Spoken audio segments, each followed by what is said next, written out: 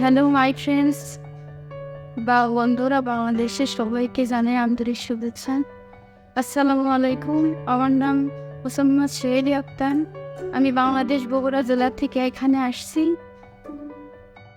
আইএচআরে treatment করাইতে। Doctor Ananya ma'am আমার gynaecologist, তার কাছে আমি প্রথম ভিজিটে দেখাইছি আগে 2023 অক্টোবরে। আমি এই কলকাতায় আইএচআরে আসছি। এখানে আসা আমার প্রথম ট্রিটমেন্টের জার্নি শুরু। এখানে ম্যাম থেকে শুরু করে যতগুলো স্টাফ আছেন তাদের অনেক হেল্প পাইছি। বিশেষ করে Pallomi ma'am, Nilanjana ma'am, Shiny ma'am, সবাই অনেক ভালো।